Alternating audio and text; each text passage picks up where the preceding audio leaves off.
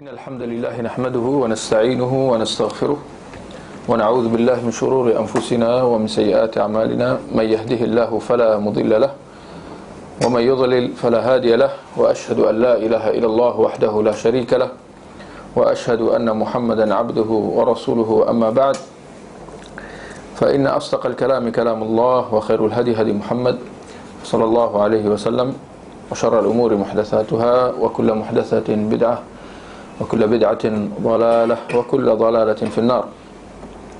Alhamdulillah, kita panjatkan segala kesyukuran kita kepada Allah dapat kita hadir pada pagi ini untuk kita teruskan siri kuliah kita di dalam kitab Encyclopedia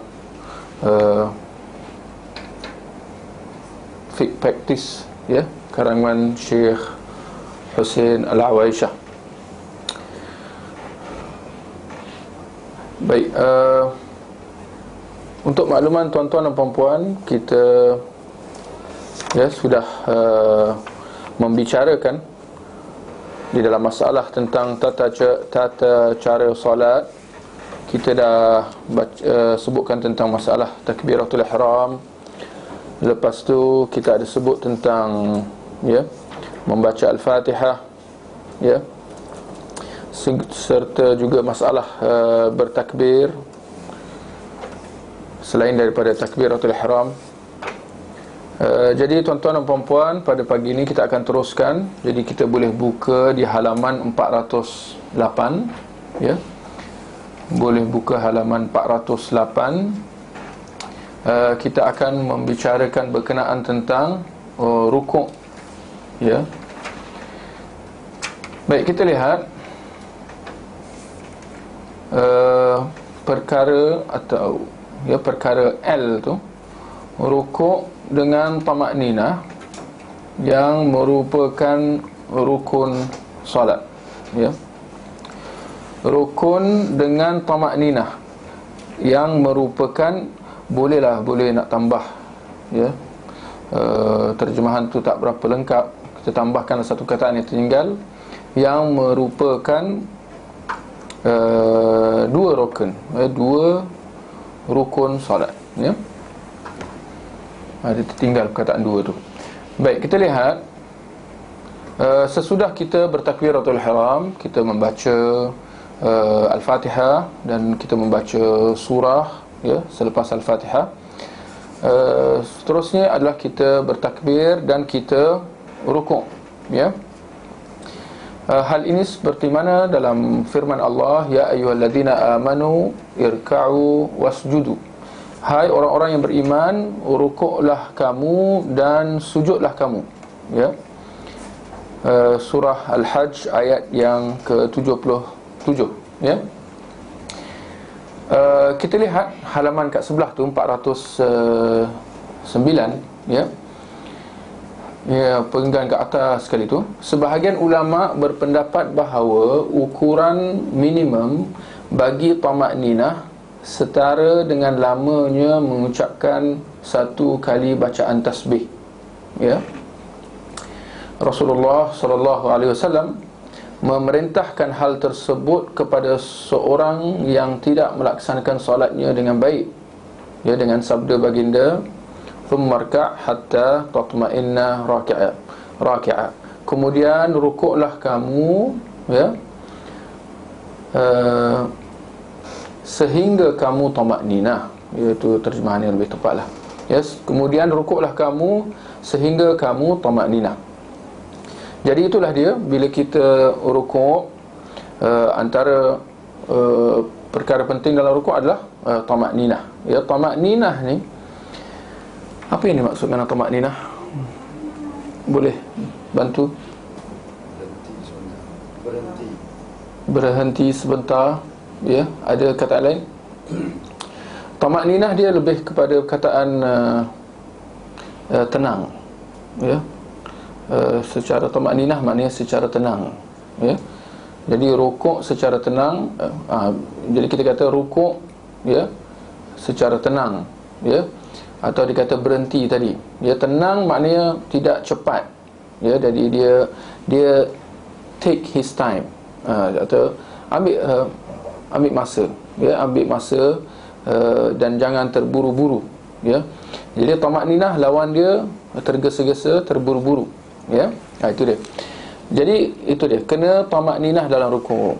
Jadi bila kita kata tamak-ninah, akan timbul persoalan tentang apa, bagaimana kita nak dapat tamak-ninah, ya, ataupun apa kriteria tamak-ninah. Itu yang disebut tadi, ya. Dengan lamanya mengucapkan satu kali tasbih, ya, subhana rabbiyal azim. Maknanya lama, atau kita rukuk secara tidak tergesa-gesa. Maknanya kita ambil tempoh minimum adalah untuk kita dapat mengucap sekali, ya, tasbih, ya, subhana rabbiyal azim, ya. Sebab tu apabila masalah seorang tu kalau dia masbuk dan dia mendapati imam sedang rukuk, ya, maka dia diperintahkan untuk mengejar imam, untuk mendapatkan imam ketika dia rukuk, ya. Dan jika dia memperolehi rukuk itu bersama dengan imam, maka dia telah memperolehi rakaat itu, ya. Tapi itulah, ya, berapa masa yang dia dikira telah bersama dengan imam dalam rukuk, ya.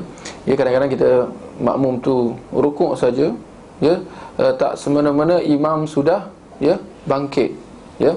Jadi macam mana ukuran nak mengatakan ukuran ataupun piawai, kita nak kata dia telah dapat rukuk tu bersama dengan imam, ya. Jadi tu syarat dia ialah dia sempat membaca, ataupun tempoh dia dapat bersama dengan imam, walaupun dia tak baca pun, ya. Kalau dia tak dapat baca pun, tapi tempoh yang dia dapat bersama dengan imam ketika rukuk tu adalah selama tempoh mengucapkan subhana rabbil azim, maka dia telah memperolehi rakaat itu bersama dengan imam. Maka itu dikira satu rakaat untuk dia. Tapi kalau tempoh kebersamaan dia dengan imam ketika rukuk sangat sekejap sehingga tak sempat pun nak ucap subhana rabbil azim, ya, maknanya dia Allahu akbar, tapi bila dia Allahu akbar terus Allahu akbar, atau sami Allah, imam terus kata sami Allahu liman hamidah, maknanya dia tidak dapatlah rukuk tu. Jadi itu dia punya kayu ukuran, ya. Kita lihat kat bawah tu, hadis yang bawah tu, peringatan, ya, Rasulullah buat mereka yang solat, atau khususnya ketika rukuk. Aswa'un nasi sariqatan alladhi yasriqu min salatihi. Kita lihat terjemahan di sebelah. Seburuk-buruk pencuri adalah orang yang mencuri dalam salatnya, ya. Apa artinya mencuri dalam salatnya? Nabi kata dia tidak menyempurnakan rukuk dan sujudnya. Tak sempurnakan rukuk dan sujudnya maknanya dia tak buat rukuk tu dengan betul, atau sujud dengan betul. Dengan erti kata dia tidak tamak-ninah, ya. Itu maksud, ya, mencuri dalam solat. Jadi ini kita kata ini istilah-istilah khas dalam agama lah, ya. Jadi kita dalam agama kita ada, dalam dunia kita ada masalah pencuri duit, ya. Tapi dalam agama kita ada, ya, bukan pencuri duit tapi pencuri solat. Dia curi solat tu, dia diskaunkan solat dia tu, ya. Seperti mana kita ada muflis. InsyaAllah kita tahu hadis, orang muflis, ya. Muflis kalau dalam dunia ada makna dia, tapi dalam agama ada ertinya yang tersendiri. Jadi begitulah, ya, istilah-istilah yang boleh menarik perhatian kita, ya. Kita lihat halaman 410, tata cara rukuk, ya. Tata cara rukuk. Rukuk dilakukan dengan menundukkan badan, meletakkan kedua telapak tangan di atas kedua lutut, dan harus dilaksanakan dengan tamak-ninah. Hal tersebut berdasarkan hadis tentang seorang lelaki yang tidak melaksanakan solatnya, ya, dengan betul, ya. Lalu Nabi berpesan kepada dia, kemudian rukuklah sehingga kamu melakukannya dengan tamak-ninah. Ini yang kita baca tadilah, ya. Baik. Guru kami Al-Albani rahimahullah dalam Tamamul Minnah, dia berkata, perlu diketahui bahawa tamakninah yang diwajibkan tidak akan dapat dicapai kecuali dengan melakukan hal-hal berikut. Ada 4 perkara di situ. Yang pertama, meletakkan 2 telapak tangan di atas lutut. Ini yang pertama, ya, tata cara rukuk, meletakkan kedua telapak tangan di atas lutut, ya, bukan atas betis, bukan atas peha. Ya, kadang-kadang kita tengok orang tu, kadang-kadang dia mungkin tinggi lampai, tangan dia panjang, jadi sampai telajak, jadi pegang ke betis pula. Salah. Yang kedua, merenggangkan jari-jari tangan. Merenggangkan jari-jari tangan, dengan erti kata dia buka tangan dia dan dia pegang kepala lutut itu, ya, seolah-olah dia sedang memegang, ya, kepala lutut, ya. Meratakan punggung. Ini maknanya belakang lah, meratakan bahagian belakang badannya, ya, diratakan, bukan condong ke atas atau condong ke bawah, ya. Dan yang keempat, tenang dan diam ketika rukuk, yakni hingga semua anggota tubuh berada pada posisi yang semestinya. Itu antara juga kriteria tamakninah, ya. Bila kita rukuk, hendaklah semua kedudukan anggota kita pergi pada tempat yang sepatutnya, ya, berada pada keadaan yang sepatutnya, ya, maknanya, ya, tangan pergi ke lutut, bahagian belakang ditundukkan, ya. Bila dah sampai pada kedudukan dia, dah berhenti sejenak, baru boleh bangkit, ya, i'tidal. Itu maksudnya, sehingga semua anggota tubuh berada pada posisinya. Jangan tak sampai lagi, ya, terus dah naik dah. Macam tu, ya. Kalau hal itu berlaku, itu dikira mencurilah dalam solat, seperti mana dalam hadis tadi, ya. Baik, kita lihat zikir-zikir ketika rukuk, ya. Kalau kita lihat, inilah antara tujuan kita terus mendalami ilmu lebih-lebih lagi tentang masalah solat, tentang adanya zikir-zikir yang mana mungkin lebih lagi daripada yang kita biasa baca. Ya, kita lihat yang pertama, Subhana Rabbiyal Azim. Ini mungkin biasalah, ya, Subhana Rabbiyal Azim. Kita disuruh, ya, untuk membacanya 3 kali, ya.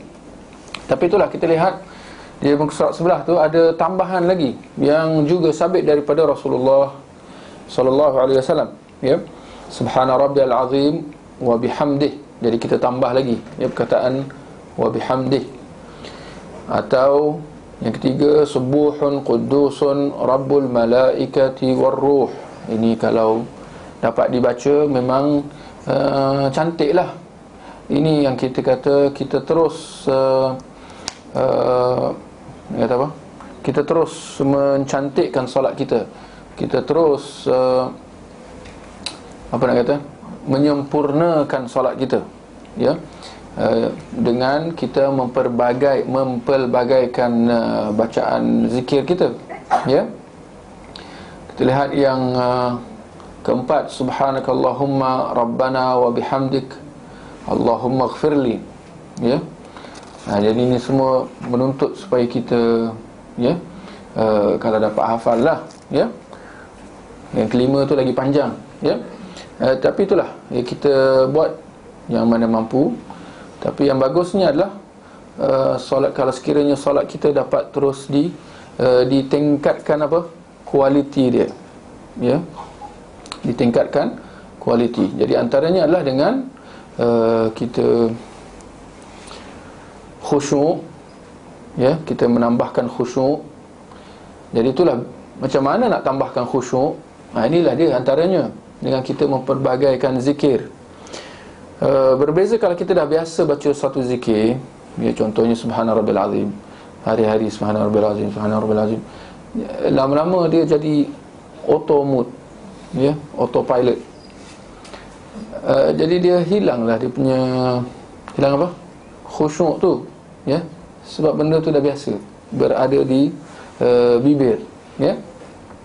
Berbeza kalau kita baru hafal satu zikir atau zikir yang kita nak ubah, jadi tiba-tiba kita punya fikiran, ya, ingatan kita akan cuba membelek-belek fail mana satu zikir nak baca.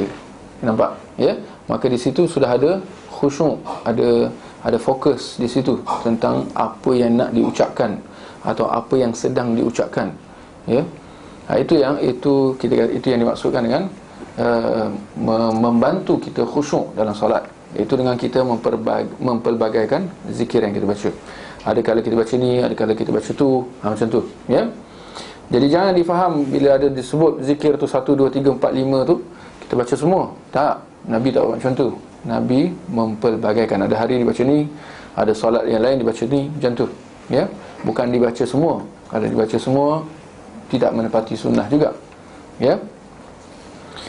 Baik, kita lihat halaman sebelah 412, ya. InsyaAllah seperti mana yang dah kita sebut banyak kali, bila kita baca buku ni, kita tidak membaca setiap patah huruf tu, ya.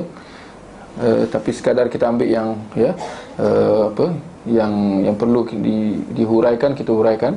Tapi yang selebihnya, itu dia, terpulang kepada tuan-tuan dan perempuan, ya. Bila ada masa ke, boleh baca. Baik, kita lihat perkara yang ketiga, larangan membaca Al-Quran ketika rukuk, ya.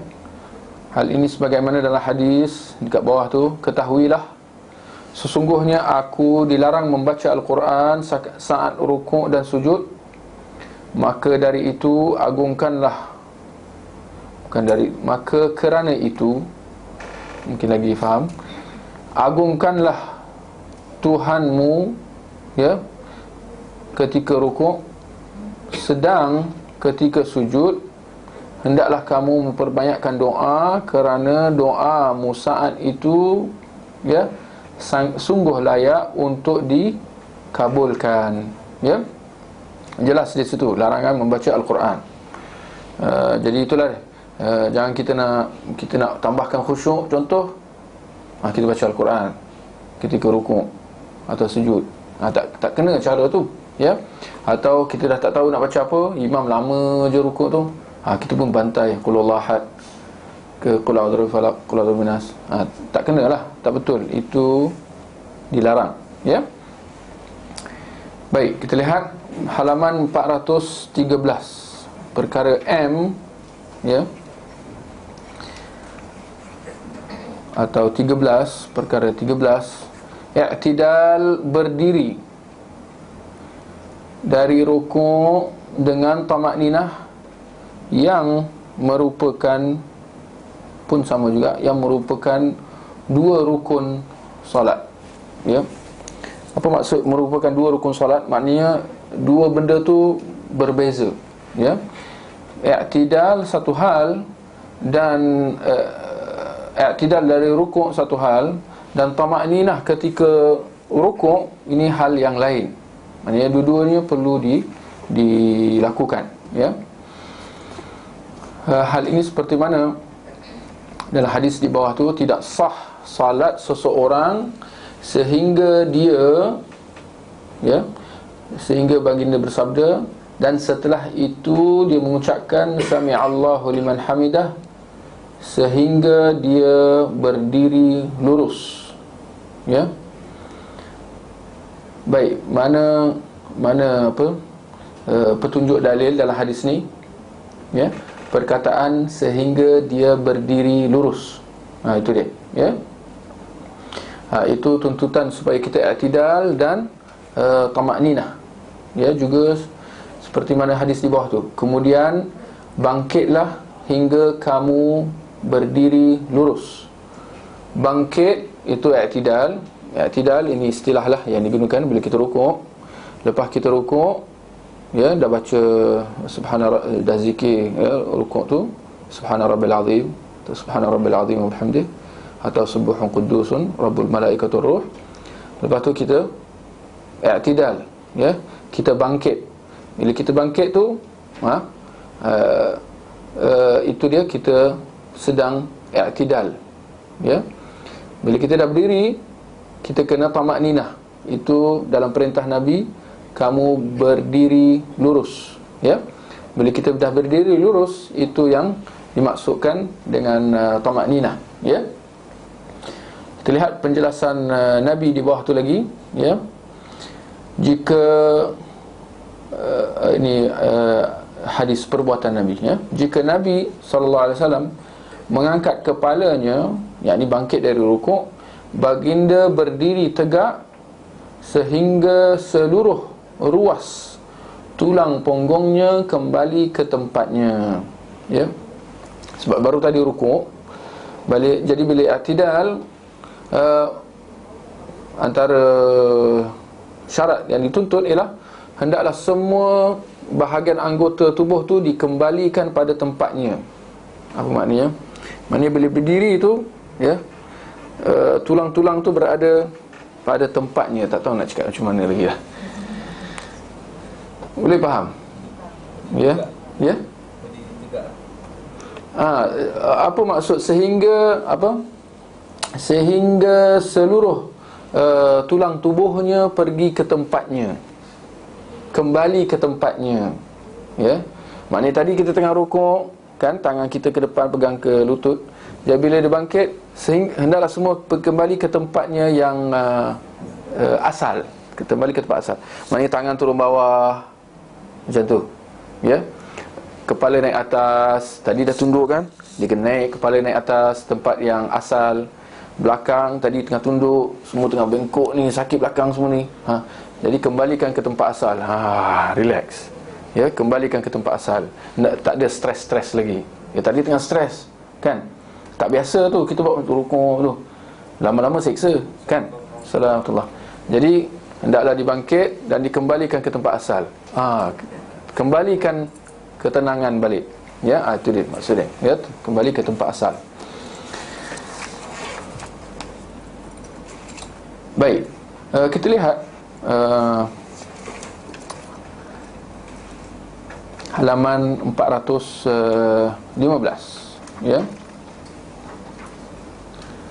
Apabila kita bangkit daripada rukuk, ya, kita mengucapkan Sami'allahu liman hamidah, ya.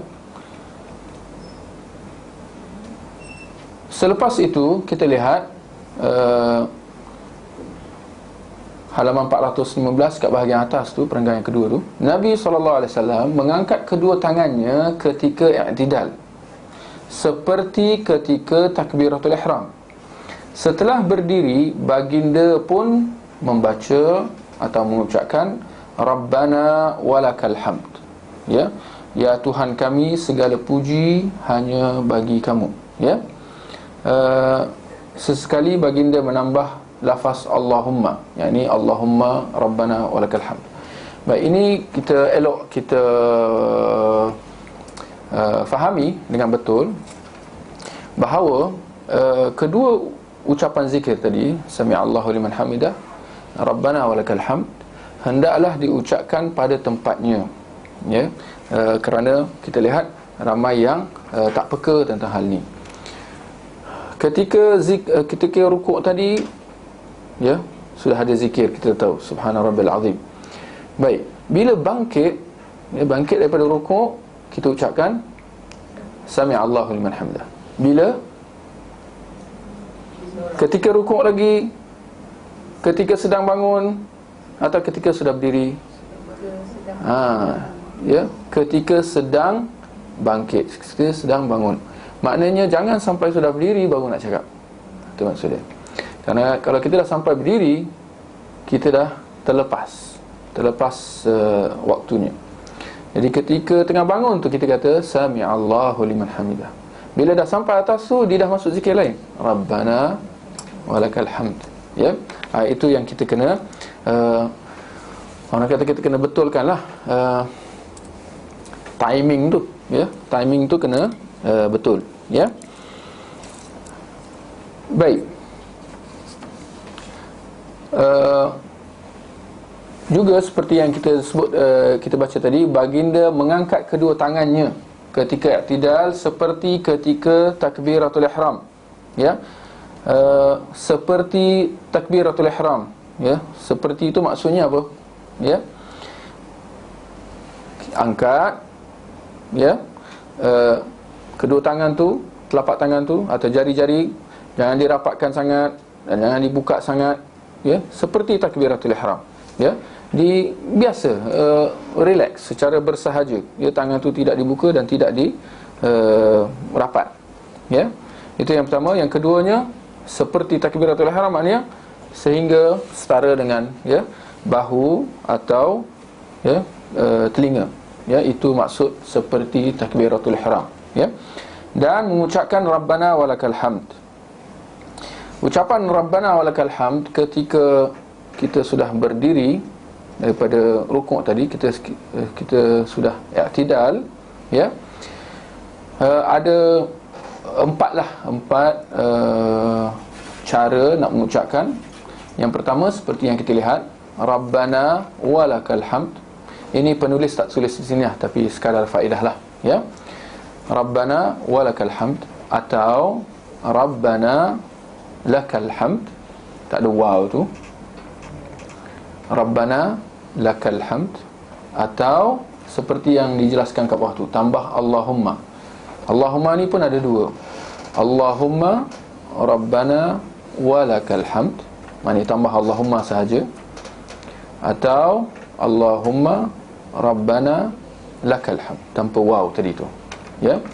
Jadi Allahumma Rabbana lakal hamd. Baik, yang biasa kita sebut apa? Rabbana walakal hamd. Tu seperti yang dalam yang disebutlah nombor satu tu. Jadi nak kata ada tiga lagi cara sebut, yang mana tak beza sangat lah. Tapi kita kena peka lah, tak boleh main hentam je, ya, asal kena je, tak boleh, ya. Sebab zikir-zikir ni adalah tauqifiyah. Tauqifiyah maknanya adalah sejajar dengan apa yang diajar. Selain daripada itu tak boleh, ya. Seingat saya ada orang kadang-kadang dia orang tambah-tambah lagi. Ada ketika bangkit daripada rukuk ni ada tambahan-tambahan. Tak apalah. Yang penting itu dia.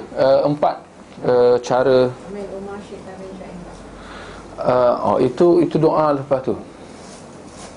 Ada disebut kat bawah tu, ya.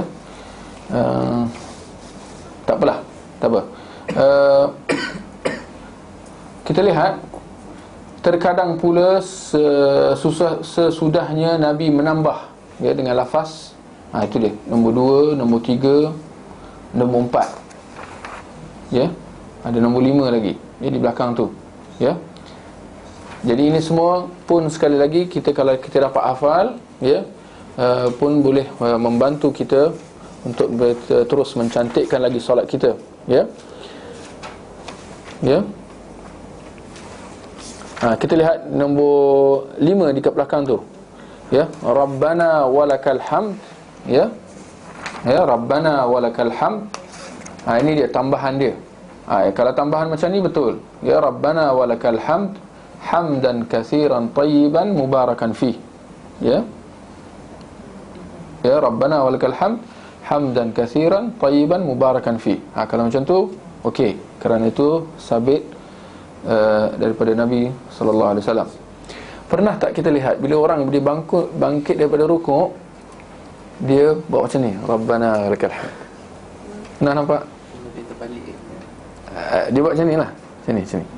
Ya, kita bila sepatutnya bila bangkit daripada rukuk, ya, sami'allahu liman hamidah. Kita dah sebut tadi, ya, angkat tangan seperti takbiratul ihram. Tapi itulah nak katakan bahawa ada yang bila bangkit daripada rukuk mengenangkan dia sedang, ya, mengucapkan tahmid kepada Allah, maka dia pun kata Rabbana walakal hamd, ya Allah, aku bersyukur kepada Engkau. Nampak? Boleh? Tak boleh, ya. Kerana itu tak sabit daripada Nabi SAW. Ya. Kita lihat halaman 416, perkara nombor 1. Wajib mengucapkan tasmi'. Tasmi' maknanya ucapan sami Allahu liman hamidah tadi ketika bangkit daripada rukuk bagi orang yang mengerjakan solat, baik imam, makmum ataupun ketika sedang solat bersendirian. Ya. Apa maksud? Apa yang cuba ditekankan oleh penulis ialah kedua ucapan tadi, sami Allahu liman hamidah dengan Rabbana walakal hamd, perlu diucapkan kedua-duanya. Ya. Kerana ada juga pendapat, tak dinafikan, ada pendapat di kalangan ulama yang mengatakan bahawa ucapan sami Allahu liman hamidah itu adalah bagi imam. Adapun makmum, mereka hendaklah menyahutnya. Sami Allahu liman hamidah, apa makna menyahut tu? Kalau kita faham maksud sami Allahu liman hamidah, Allah mendengar siapa yang bertahmid kepadanya. Ya. Allah mendengar siapa yang bertahmid kepadanya. Maka kita pun kata Rabbana walakal hamd, ya Allah, kami bertahmid kepada Engkau. Maknanya menyahutlah. Ya, kita menjawab. Allah mendengar siapa yang bersyukur kepadanya, bertahmid kepadanya, kita pun bertahmid. Ya Rabbana walakal hamd, ya Allah, ya Tuhan kami bertahmid kepada Engkau. Jadi ada yang berpendapat ucapan Rabbana sami Allahu liman hamidah diucapkan oleh imam, manakala Rabbana walakal hamd disahut oleh makmum. Ya. Dengan erti kata makmum tak kata sami Allahu liman hamidah, itu imam. Pendapat ni tak tepat. Ya, itu yang nak dikatakan. Pendapat ni tak tepat. Ya. Sebaliknya, kedua-dua imam dan makmum hendaklah mengucapkan kedua ucapan tadi. Ya. Cuma kalau kita lihat dalam hadis, ya, dalam muka surat 417 perenggan atas sekali tu, ya, di mana Nabi ada kalau kita baca, Nabi ada mengatakan, ya, dan jika imam mengatakan sami Allahu liman hamidah, maka ucapkanlah Rabbana walakal hamd. Nabi kata, dan jika imam mengucapkan sami Allahu liman hamidah, maka ucapkanlah Rabbana walakal hamd. Ini sebab kekeliruan tadi, ya, bahawa imam saja ucapkan sami Allahu liman hamidah, manakala makmum mengucapkan Rabbana walakal hamd. Hakikatnya hadis, ya, tidak menunjukkan begitu. Hadis yang di depan kita, yang perenggan atas tu, muka 417 tu, hadis tu sekadar menjelaskan tentang timing dia. Timing tu, hendaklah jangan kita mengucapkan Rabbana walakal hamd melainkan sesudah imam mengucapkan sami Allahu liman hamidah. Yang mana hal ni jelas sebenarnya. Kalau kita ikut timing gerak tu, kita tidak mendahului imam, maka secara automatiknya dia akan ikut timing yang betul. Masalahnya ialah kalau kita bangkit dulu, kita imam tengah rukuk lagi, kita dah bangkit, kita pun dah ucapkan sami Allahu liman hamidah. Jelas di situ dia akan salah lah dia punya timing dia tu, ya. Tapi kalau kita tunggu imam bangkit dulu baru kita bangkit, maka secara automatiknya, ya, kita akan, ya, mengucapkan sami Allahu liman hamidah selepas imam, seperti mana juga kita akan mengucapkan Rabbana walakal hamd selepas imam. Ya, itu maksudnya. Ya, baik, kita lihat halaman 400.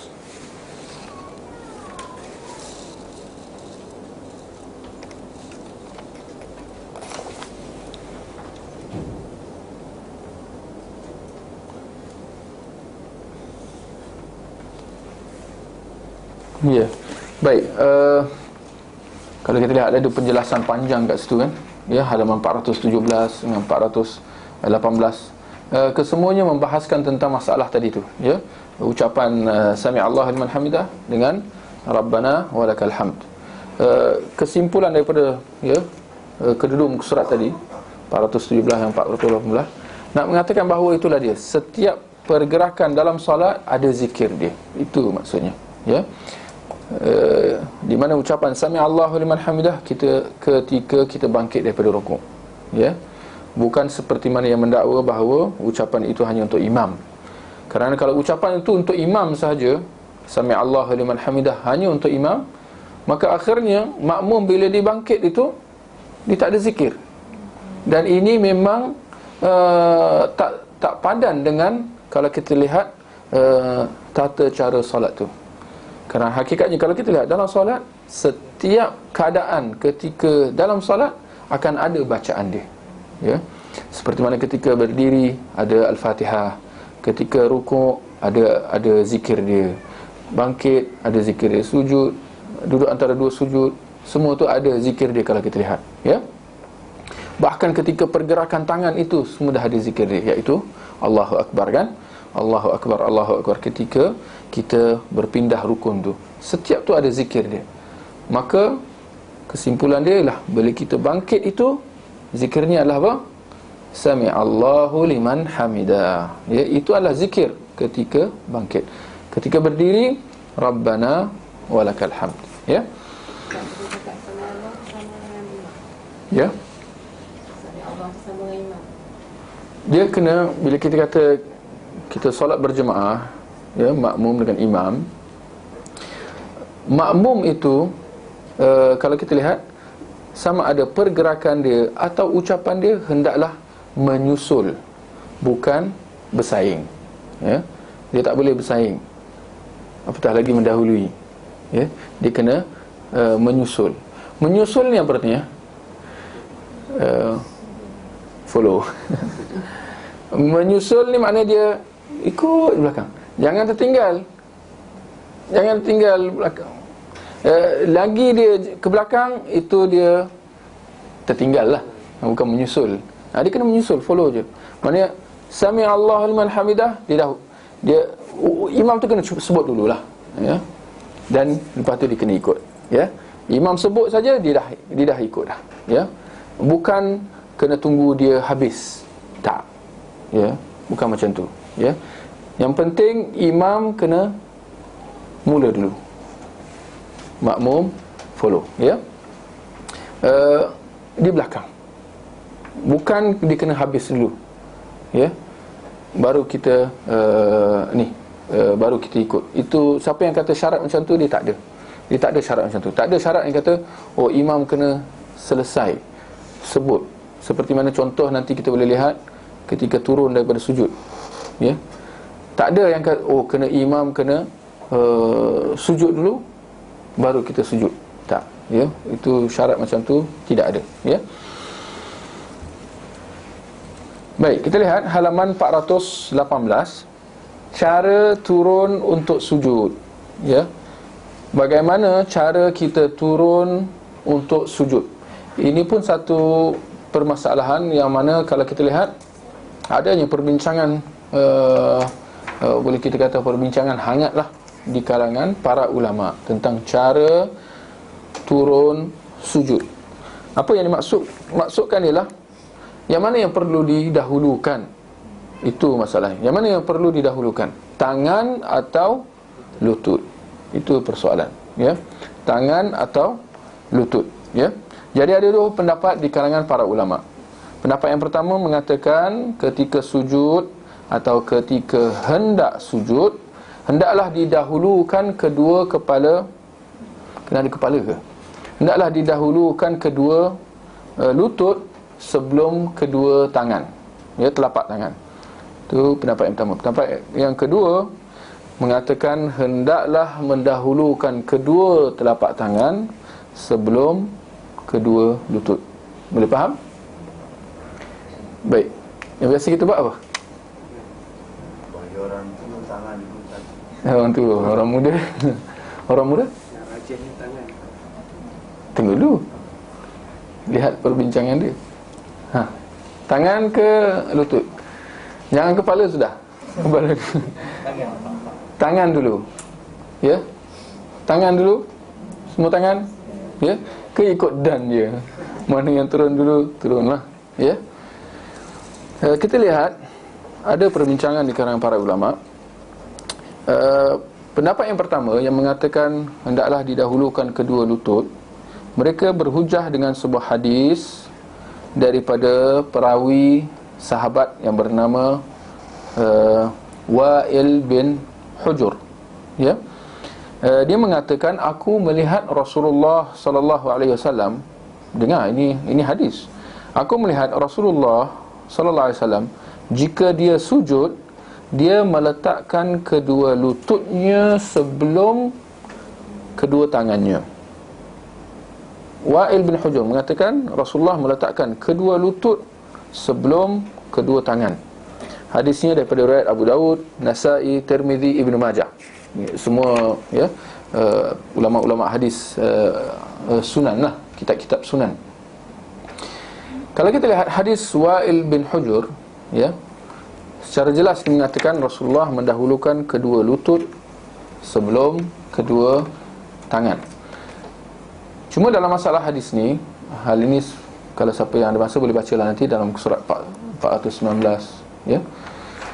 Syekh Al-Albani rahimahullah mengatakan bahawa hadis ini dhaif daripada dua sudut. Daripada sudut hadisnya, daripada sudut ilmu hadis, dan juga daripada sudut fiqhnya, ya. Daripada sudut ilmu hadis, riwayat Wa'il bin Hujur, ya, radhiyallahu an, adalah daripada jalan sanad, yang mana dalam jalan perawinya ada seorang perawi nama Syurik bin Abdullah, ya, Syurik bin Abdullah, di mana Syurik ni adalah seorang ulama pada zaman salaf dulu yang sangat terkenal, dan dia adalah seorang qadhi yang cukup hebat. Dia seorang qadhi, ya. Cuma daripada sudut hadisnya dia lemah, ya. Dia seorang perawi hadis yang lemah. Dia seorang yang sangat disegani. Dia seorang qadhi yang sangat terkenal dengan keadilan, ya. Tetapi dari sudut riwayat hadisnya dia lemah. Kenapa? Kerana dia banyak, ya, bila diriwayat tak tepat berdasarkan pengamatan ulama hadis, ya. Antara mereka mengatakan bahawa ini disebabkan oleh kerja dia, ya, bila jadi tok qadhi banyak masalah. Ini antara alasan para ulama kata, ya, nak menjelaskan keadaan dia. Kenapa jadi macam tu? Ialah kerana dia punya kerja dia seorang qadhi. Jadi akhirnya bila masalah dunia dengan masalah orang dia masuk dalam bab hadis, tu dia jadi kalut, ya. Maka hadis tu lemah kerana ada seorang perawi nama Syurik bin Abdullah, ya, dari sudut ilmu hadis. Adapun dari sudut fiqh, ya,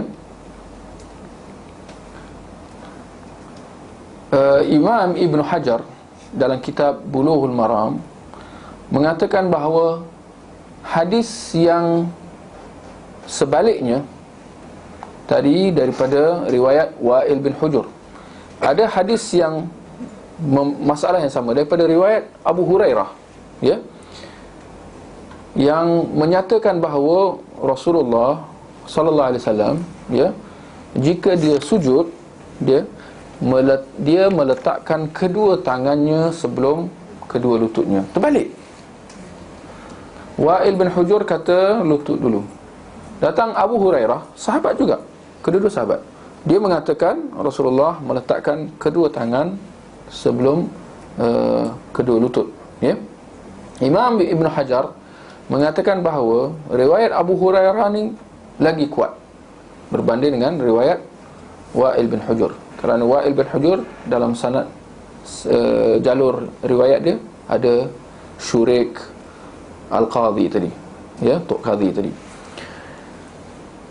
Dalam masa yang sama, Ibnul Qayyim murid kepada Syekhul Islam Ibn Taymiyah, dia melihat bahawa hadis Abu Hurairah ni yang terbalik. Ibn Qayyim mengatakan riwayat Wa'il bin Hujur mendahulukan dua lutut, itu yang betul. Adapun riwayat Abu Hurairah yang mana Rasulullah dikata Rasulullah mendahulukan kedua tangan, ini terbalik. Ya, terbalik. Abu Hurairah atau siapa daripada dalam jalur riwayat dia, ada yang silap, yang meriwayatkannya secara terbalik. Patut lutut dulu, dia jadi terbalik, dia keliru, dia mengatakan tangan dulu. Ya. Dan Ibnul Qayyim ketika dia menjelaskan hujahnya, kenapa dikata riwayat Abu Hurairah tadi terbalik, dia menyatakan, dengar hujah Imam Ibnul Qayyim. Ini ulama yang hebat, Imam Ibnul Qayyim. Dia mengatakan riwayat Abu Hurairah terbalik kerana unta, ini masalah unta pula. Unta bila dia duduk, dia akan mendahulukan kedua tangannya sebelum kedua lututnya. Unta, semua kenal unta? Ya, bukan kuda. Unta bila dia duduk, dia akan turun. Unta berdiri. Bila dia duduk, bila dia turun untuk duduk, dia akan mendahulukan kedua tangannya sebelum kedua lututnya. Dan Imam Ibn Qayyim mengatakan Rasulullah melarang kita, seperti mana dalam hadis yang lain, jika kamu duduk, Nabi kata, jika kamu sujud, ya, jangan kamu turun sujud seperti unta. Nabi melarang kita bila kita turun sujud, kita turun sujud seperti unta. Jadi Imam Ibn Qayyim kata, unta kalau dia turun duduk, dia akan mendahulukan kedua tangannya sebelum kedua lututnya. Boleh faham hujah Ibn Qayyim? Baik. Bagaimana dengan hujah Imam Ibn Qayyim ni? Bahawa unta bila dia turun sujud, dia mendahulukan kedua tangan sebelum kedua lutut. Maka kita kena selisih, jangan jadi seperti unta. Hendaklah kita mendahulukan kedua lutut sebelum kedua tangan. Itu maksud Imam Ibn Qayyim. Macam mana? Tadi ada rajih ni. Unta tak ada tangan. Unta tak ada tangan. Sudah. Semua pun lutut. Jadi tak ke Ibn Qayyim ni telah bersandarkan pada hadis Rasulullah.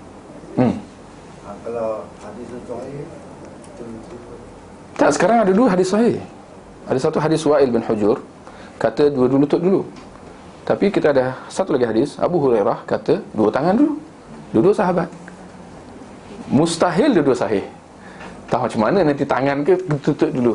Lalu 2 in 1. Dua tangan lutut turun dua sekali. Lagi haru, lagi parah. Ya. Macam mana? boleh pilih mana-mana Ustaz. Boleh pilih mana-mana. Tapi alasan, lihat alasan Imam Ibn Qayyim. Dia kata unta, dia menurunkan kedua tangannya dahulu. Anta kata unta tak ada tangan. Masalah, Imam Ibn Qayyim kata ada tangan. Dan kalau kita lihat memang ada tangan, cuma tinggal tak ada jari lah. Ya.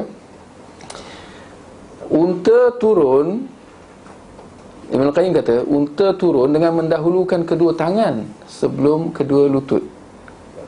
Tak pernah tengok unta tu. Tak boleh bayang. Kenapa tak boleh bayang? Dia turun depan. Dah dekat tu. Boleh faham apa dia nak cakap?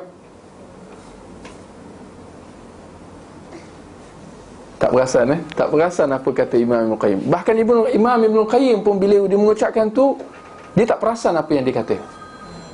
Unta dia tak berdiri dengan kedua kaki. Unta keempat-empat anggotanya, sama ada kita nak panggil empat anggota tu kaki atau tangan, tak ada masalah. Dah memang atas tanah. Boleh faham? Tak timbul masalah dia mendahulukan kedua tangan atau lutut, sebab kedua tangan atau sama ada kita nak panggil dua kat depan tu tangan, dua lagi kat belakang tu kaki, atau keempat-empatnya kaki, atau kita nak kata keempat-empatnya tangan, tak ada masalah. Yang penting keempat-empatnya memang berada di atas tanah dan dia memang sentiasa turun. Boleh faham? Manusia saja dua kaki kat bawah, tangan atas. Jadi timbul masalah bila nak turun, mana nak didahulukan. Ya? Itu satu. Keduanya, Syekh Al-Albani rahimahullah mengatakan bahawa Imam Ibn Al-Qayyim dia tak perasan tentang kenyataan para ulama bahasa, ya, apabila membicarakan tentang unta, ternyata lutut unta berada pada kedua anggota bahagian depan dia. Ni kita panggil ni siku kan, tapi unta kat depan dia tu, itu lutut dia. Ya, dari segi bahasa. Bukan saja unta, semua haiwan yang berkaki empat, nak panggil kaki empat ke apa ke, lututnya adalah di depan. Ya, sama ada kuda, kambing, semua lututnya adalah di depan. Ya, maka kalau kita lihat Syekh Al-Albani rahimahullah melihat bahawa hakikatnya tidak ada berlaku kekeliruan atau jadi terbalik pada riwayat Abu Hurairah.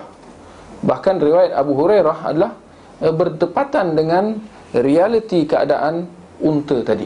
Bila Nabi kata, jika kamu sujud, maka jangan kamu sujud seperti unta, dan hendaklah engkau mendahulukan kedua tangan sebelum kedua lutut.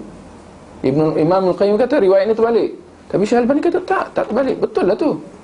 Bila kamu sujud, jangan kamu menyerupai unta, dan hendaklah kamu mendahulukan kedua tangan sebelum kedua lutut. Memang betul, bila kita sujud, sekiranya kita mendahulukan kedua tangan sebelum lutut, kita sudah menyelisihi unta. Kerana unta bila dia turun, dia akan mendahulukan kedua lututnya yang berada di bahagian depannya. Dia bila unta, dia ada empat kan, empat kaki ke, dua tangan depan, dua kaki belakang. Bila dia turun, dia akan turunkan depan dulu, ya, baru bahagian belakang.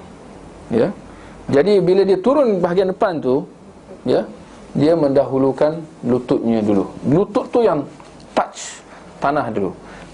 Empat kaki tadi dah memang atas tanah, tapi bila diturun kat depan tu, dibengkokkan bahagian depan dulu.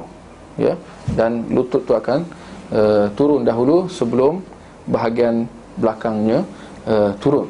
Ya, kalau kita lihat, itulah dia perbahasan para ulama. Ya, walaupun saya melihat kalau Syekh Utsaimin dia melihat bahawa kalau sujud kena mendahulukan kedua lutut. Syekh Utsaimin sependapat dengan Ibn Al-Qayyim, ya. Tapi Syekh Ibn Utsaimin dia mengatakan yang dilarang adalah gaya turun tu.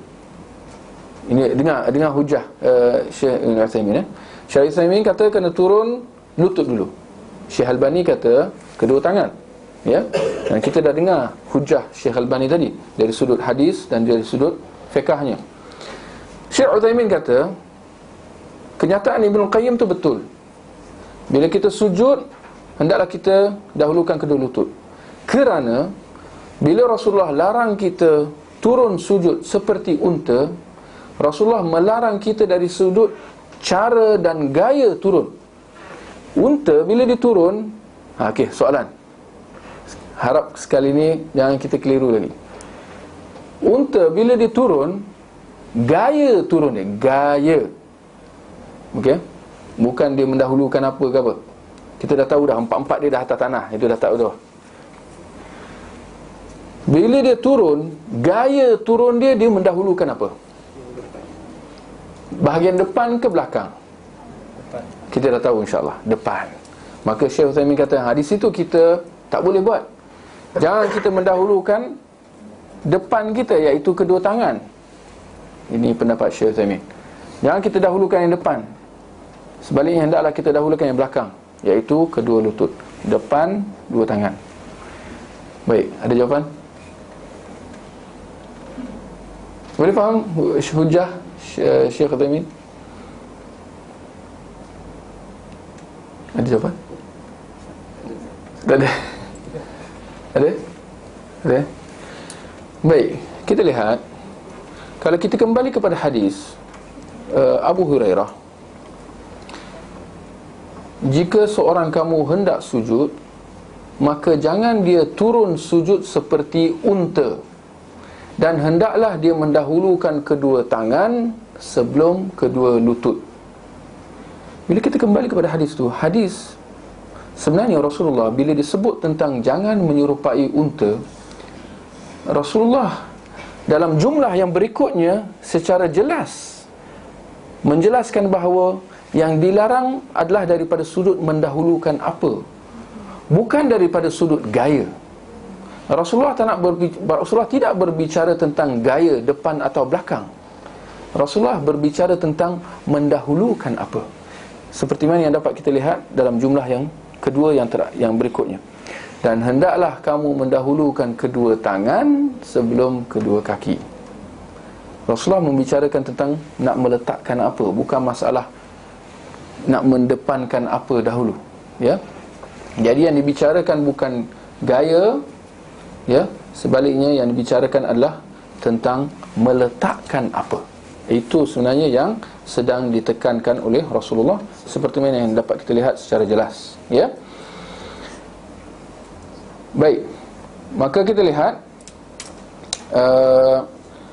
hadis riwayat Abu Daud tadi, atau afwan, hadis yang diriwayatkan oleh Abu Hurairah tadi adalah sahih daripada riwayat Abu Daud, ya. Dan kalau kita lihat, hal itu telah sabit daripada perbuatan Ibnu Umar radhiyallahu anhu, sahabat Rasulullah Ibnu Umar. Dari sudut perbuatan, ada asar yang sahih daripada Ibnu Umar bahawa dia juga mendahulukan kedua tangan sebelum kedua lutut. Maka di situ menguatkan lagi pendapat yang kedua, ya, bila ada sokongan daripada amalan para sahabat, ya, maka di situ kita dapat menguatkan, ya, pendapat yang kedua, iaitu bila kita sujud hendaklah kita mendahulukan, ya, kedua tangan sebelum kedua lutut, ya. Syekh Al-Albani rahimahullah dia menjelaskan lagi, kalau kita lihat dari sudut tata cara, bila kita nak sujud kita mendahulukan kedua tangan, hal itu lebih layak untuk salat. Lebih layak dari segi mana? Dari segi tertib. Tertib bagaimana? Dari sudut bila kita turun secara tenang. Kerana kalau kita lihat, solat itu ibarat kita mencari ketenangan. Dia ibarat kita tenang. Seperti mana yang kita tengok dalam rukuk tadi, kita kena tamakninah, kan? Kena tenang. Seperti mana sebelum tu bila kita baca Al-Fatihah, kena tenang. Rasulullah baca satu ayat. Maka solat itu daripada mula sampai akhir dia ibarat tenang, ya. Bahkan di situ kita mencari ketenangan kita, kan? Bila seperti mana kita lihat Rasulullah, bila dia ada timbul apa masalah, Rasulullah pergi solat, ya. Bukan seperti mana sebahagian kita mungkin, bukan di sini, di luar sana, bila ada masalah dia buat apa? Dengar muzik, kong. Orang kafir yang teruk lagi ada masalah, glok. Atau mungkin ada di kalangan ada masalah, kan? Orang Islam yang benar bila ada masalah dia buat apa? Solat, ya.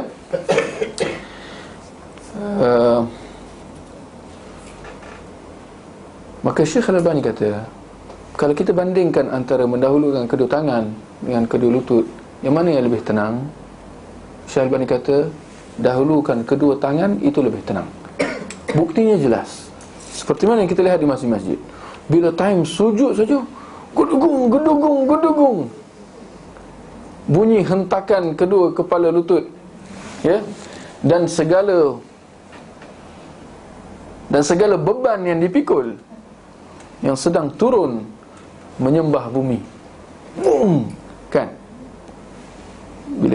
kalau kita dahulukan kedua lutut, di situ semua berat kita tertumpu kat lutut tu, maka itu yang menghasilkan bunyi berdentam-dentum, ya. Maka Syekh Albani kata ini satu petunjuk bahawa itu tak layak. Salat ibarat tenang, ya. Tak ada bunyi-bunyi bising-bising macam tu. Berbeza kalau kita mendahulukan kedua tangan, dia tidak akan menghasilkan bunyi kekecohan seperti itu, ya. Baik. Ada masa ni. Rasa cukup sekadar itulah, ya. Masa pun sudah cukup. Kalau ada sebarang pertanyaan sebelum kita mengakhiri kuliah.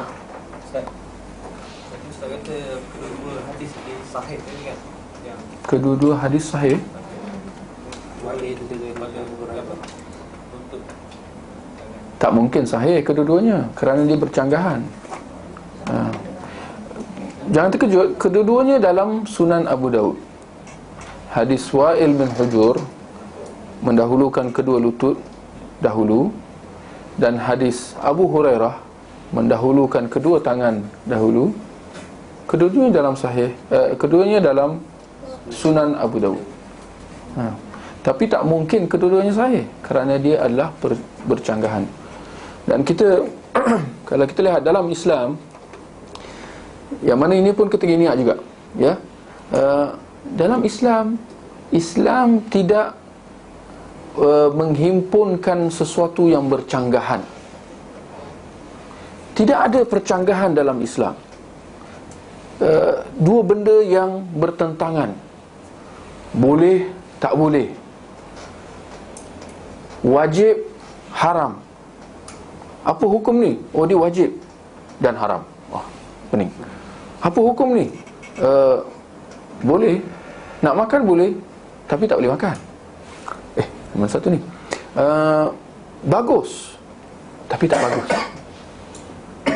Dalam Islam tidak ada hukum hakam seperti ini. Maka begitu juga dalam masalah turun sujud tadi. Tak mungkin kedua-dua riwayat itu sahih, sabit daripada Rasulullah sallallahu alaihi wasallam.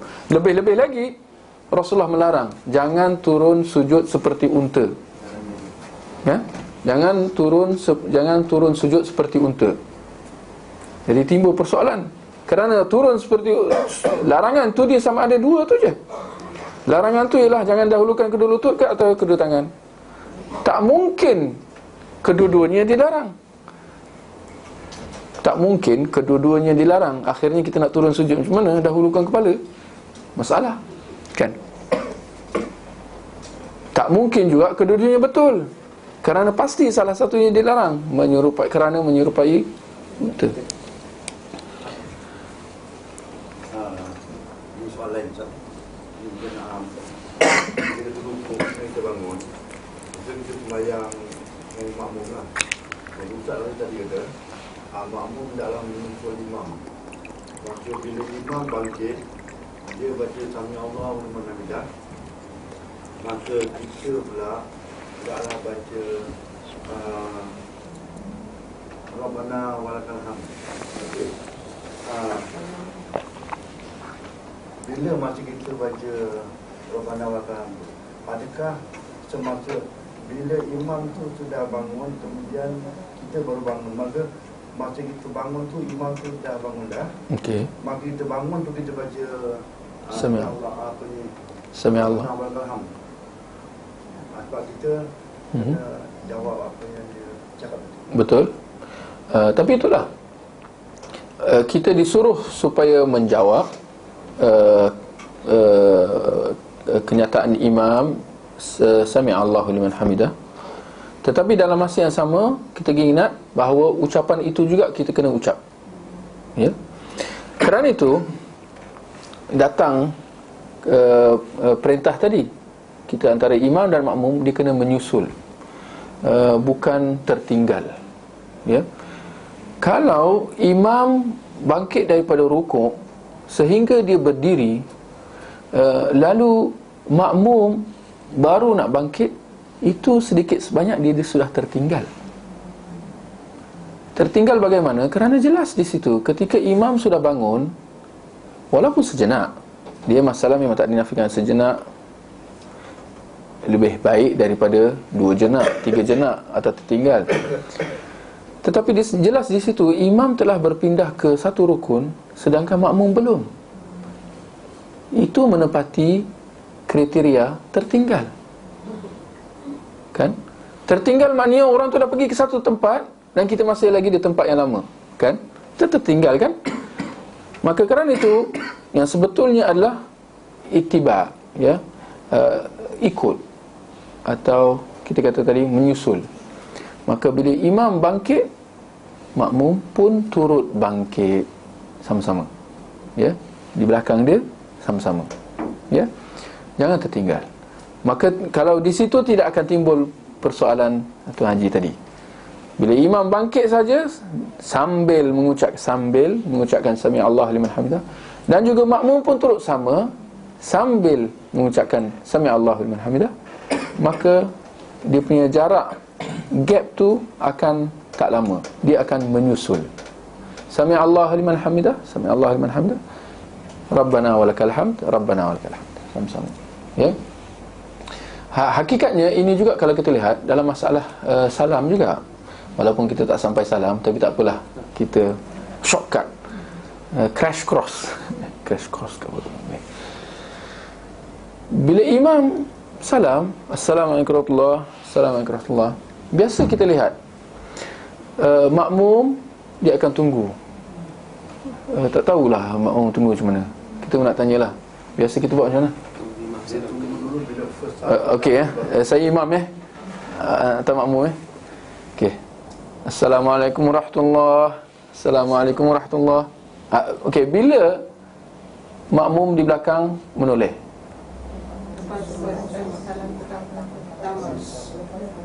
selepas salam pertama tamat, bila dia masuk salam kedua baru kita buat yang pertama. Tu timing tu. Ya, mungkin kita tak perasan. Ya. Tapi saya ingat macam itulah. Ya. Kita akan tunggu, ya. Imam tu pergi dulu. Ya. Sedangkan hakikatnya dia kena menyusul. Ya, menyusul, bukan tunggu sampai dia habis. Ya. Kalau Assalamualaikum warahmatullahi, Assalamualaikum warahmatullahi, baru nak salam, itu dah memang tinggal. Ya. Tapi pun nak mengatakan bahawa sebenarnya bila imam Assalamualaikum warahmatullahi, makmum dah Assalamualaikum warahmatullahi. Cuma tentu sahaja imam dia ke depan dulu, Assalamualaikum warahmatullahi, dengan erti kata dia memandang ke kanan dulu juga.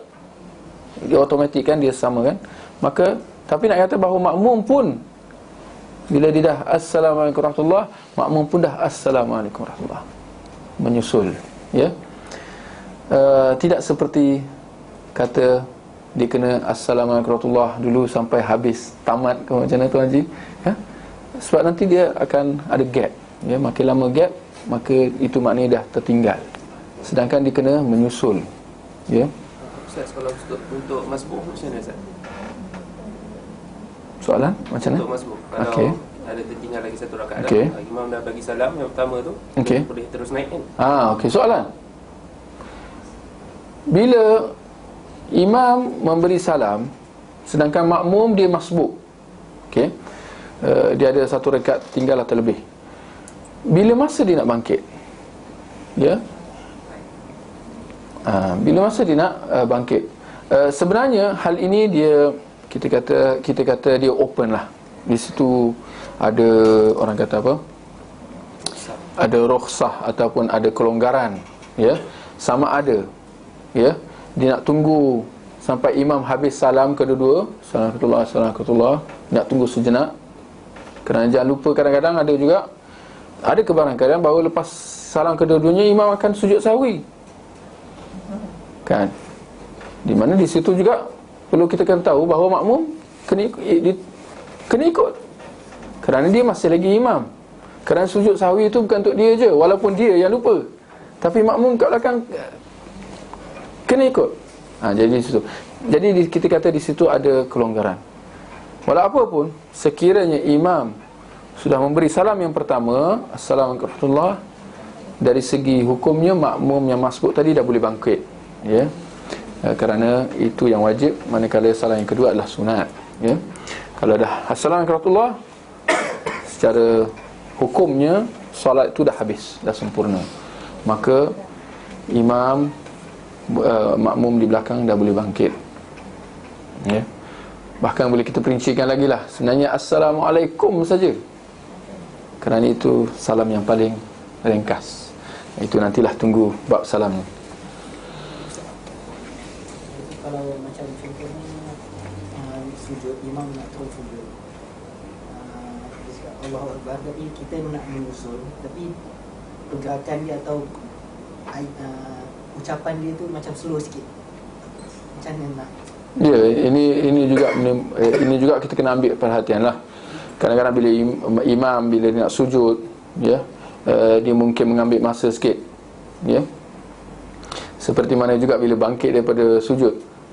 Perasan kalau bangkit daripada sujud, imam, kalau kita tak faham, kita dah biasa sangat, jadi imam dia bangkit daripada sujud, kadang-kadang dia punya Allahu Akbar tu lama, panjang. Allahu Akbar sampai nak bangkit betul kan? Jadi itu menimbulkan kemusykilan sebenarnya pada makmum. Dan hal itu sebenarnya tak berlaku sekiranya imam tu tahu, dan sekiranya imam tu cekap dan apa? Dan betul, ya.